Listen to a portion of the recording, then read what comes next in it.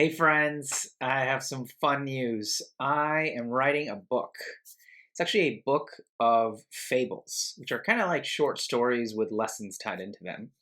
And I have been working on it for a little bit and I'm excited to finally talk to you about it. It's still in really early stages, but I want to talk to you about why I'm writing it, some of the inspirations, and the approach I'm taking. So let's get into it.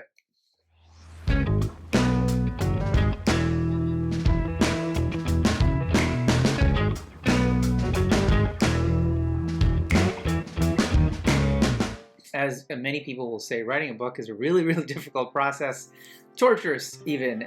So why would I do this to myself? Well, I've been writing newsletters, essays, publishing notes, making videos like this for, on a consistent basis for over a year now. I've been doing this thing where I kind of balance part-time work with creative projects, and it's definitely been a lot of fun, and I'm really enjoying it. I get a lot of great feedback and improve my work and so forth.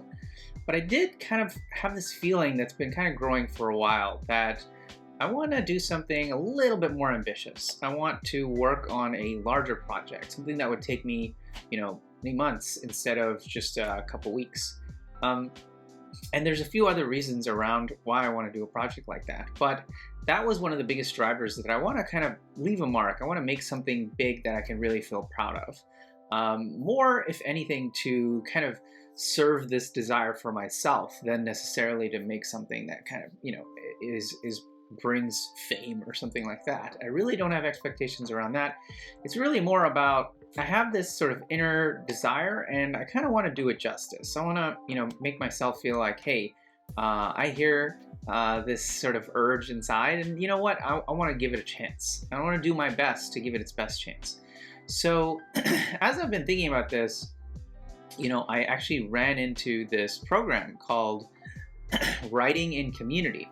And it's part of a sort of a larger network of programs called Akimbo, which is run by Seth Godin and a number of other folks. And when I first saw it, I was kind of like interested in it because it's a little different than a lot of the other programs. So the high level is that you actually have to, when you join the program, you sort of make a commitment that you're going to show up every day, whether it's 5 minutes, 10 minutes, or an hour. Every single day you'll kind of show up, and showing up kind of typically can mean you are either checking in with others, but mostly you're writing a little bit towards something and then posting it for feedback. And you do this for 6 months. That's a really long time. And so if you really commit to doing a practice every day for 6 months, amazing things can happen. And so the idea is to do that for 6 months and then publish a book at the end. So when I saw this, I was pretty, my interest was definitely piqued. I was kind of a little circumspect. I was like, is that really going to happen?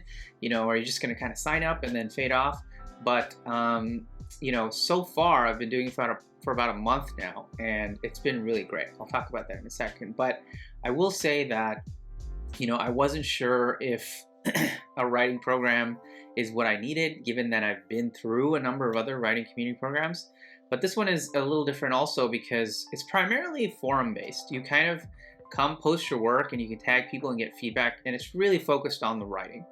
And so far, I've actually never had a daily writing habit. I write a weekly newsletter, I write essays, I write all this stuff, but I don't write every single day. I kind of feel like I shouldn't need to write every single day. If I'm doing these sort of free newsletters, free essays, and so on, they're really more fun. So I don't really want them to take up my whole week. I want to have more leisure time. But when it comes to a project like this that I'm really interested in, motivated, and committed to, I'm definitely ready to do that. So one of the things that I was sort of surprised by was when I signed up for this, I actually thought I was going to be writing a book, more sharing some of these polymath lessons that I've been talking about how to embrace multiple pursuits, or about creativity and stuff like that. But when I was sitting there, and the first thing you have to do is write a post that says, okay, this is the book that I'm writing, and this is why I'm writing it, and so on.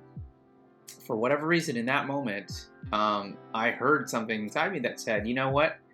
I think you want to write these fables, and I've written a couple before, but kind of haphazardly and randomly without much real focus. And I wondered, what would it look like if I really gave them a chance, if I really pursued them?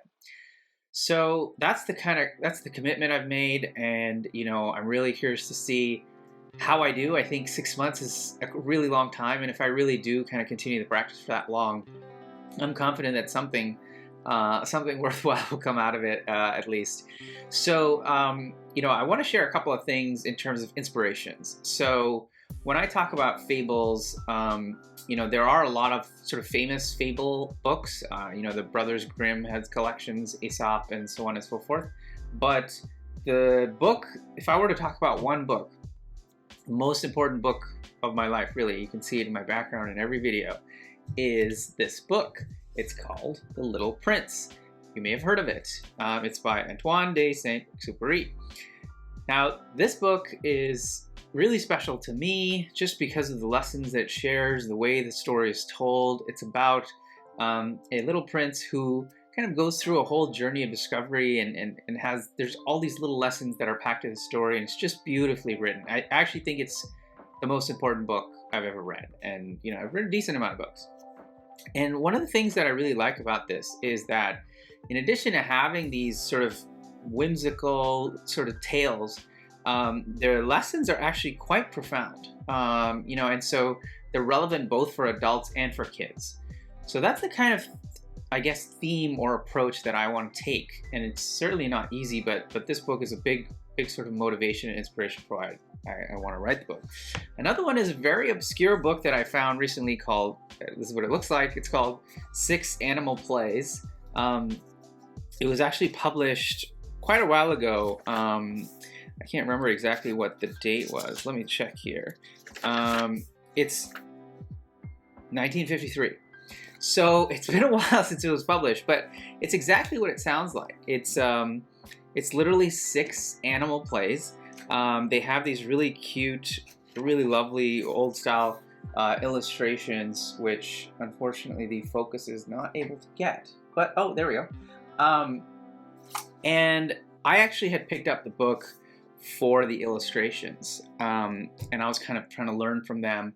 They're by an artist named Ronald Searle, but the person who wrote this book is called Frank. His name was Frank Carpenter, and it's really fascinating. It's just 6 separate plays of animals that kids can act out, and it's lovely. There's these little lessons that are kind of tied in them, and one of the things that really stood out for me was the fact that this book was published in 1953.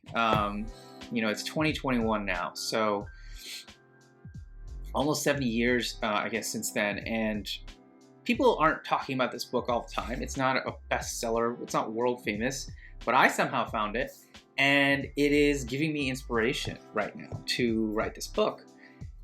And so it sort of reset my own understanding of why do anything around these sort of large creative projects. I feel like if I wrote something, if I wrote a book and it had stories in it, and those inspired someone decades from now to go and do something like that, I think that would be really amazing. I feel like that's worth it. And so it's also interesting to think, we may not know the value of our work until much later. In fact, we may never know. It may really, like a lot of the artists, the famous artists that we think about and talk about, their work was never recognized during that time. So that's another thing that I really am trying to keep in mind is, this is it's sort of a mixed genre. It's not really a kid's book. It's not really an adult's book. So I don't really know how well it might do.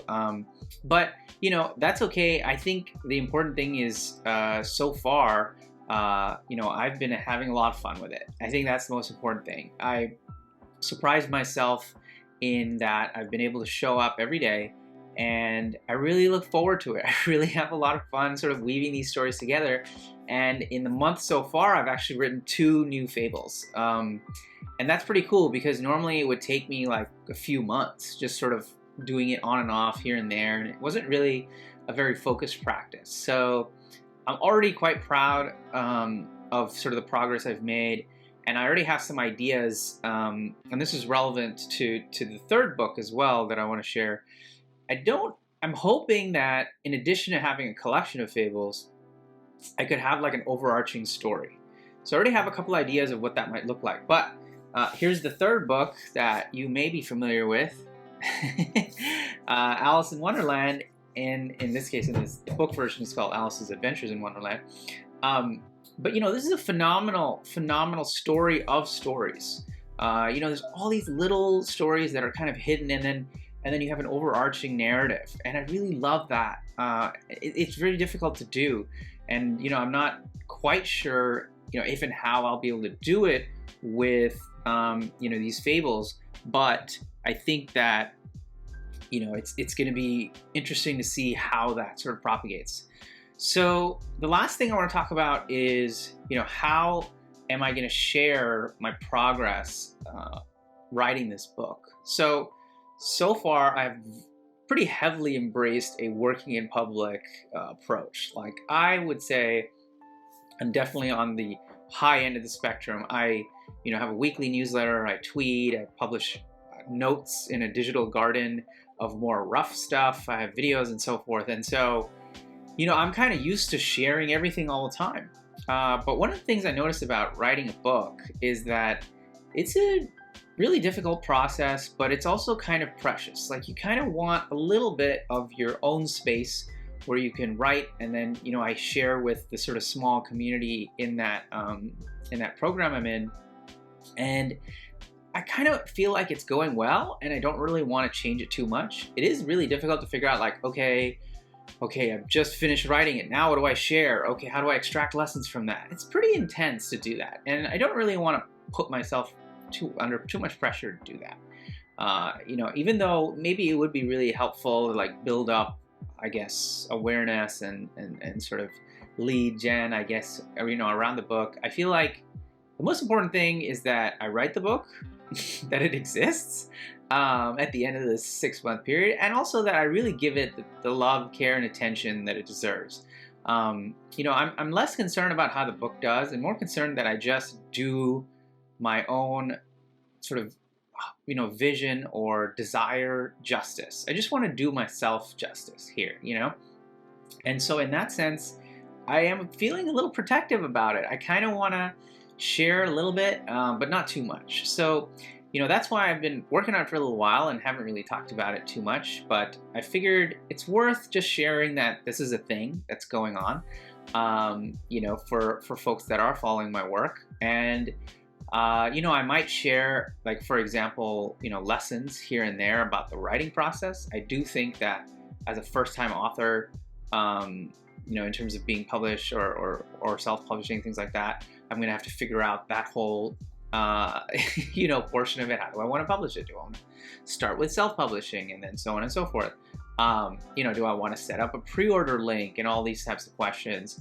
And the thing I've noticed is that the more you get caught up into that stuff, the more disruptive it can be to actually just writing a book. So I feel like there's going to be some point I reach where I feel comfortable with the level of progress I've made, and feel like, okay, now I can start to sort of, go and look into some of these sort of more marketing related initiatives. But I do think there's a lot for me to learn about storytelling. There's a lot for me to learn about how to write good stories that have, that weave tension and characters and these lessons and sort of morals that I feel motivated to share in these stories, as well as lessons about publishing and so on and so forth. But I feel, excited, a little nervous, but honestly, I guess I don't feel that nervous because I think my expectations are pretty grounded in, I just need to show up. I just need to, do the writing, let it flow. I've kind of shown myself that, stories will come out. So I just need to keep showing up. And, I think it's a reminder for me that, there's a lot to be said of just doing something again and again. And my newsletter is another example of that. I've done almost 60 editions, in a weekly newsletter. And lots of things have come out of that I never really expected. So I'm kind of banking on that, working in a similar way. It will obviously affect my ability to still do other creative projects. Like, the amount of energy that I devote towards the stories will mean there's less energy and time to work on essays and newsletters, or how much time I can spend on the newsletter and videos and stuff like that. So that'll also be a learning. How do you take on a huge project like this? What do you share? How do you balance it, and so forth? So yeah, lots of interesting things to learn. I'm excited, and I just wanted to share that with y'all, that I'm doing this thing and it's fun and I'm enjoying it so far. There's obviously challenges. There's a lot of stuff going on right now that makes it kind of difficult to stay motivated all the time, but I'm pushing through, and I appreciate in advance your support, your encouragement. If you'd like to follow along, the best place is always my weekly newsletter. It's called The Quick Brown Fox, and I share a lot of different things in there, lessons I've learned. It's kind of like a creative journal, so you will see probably pieces of this show up there. At some point I might have a more formal place just to talk about the book, or just to sign up for updates about the book. But for now, the newsletter is a great one, because you can get updates about that, as well as other things that, books I'm reading, and essays that I've written and things like that. So thanks for watching, and I'm excited to keep writing, and hopefully one day sharing a book with you. It's just kind of exciting to say that out loud. So thanks for listening. I hope you have a great rest of your day. Take care, and I'll see you next time.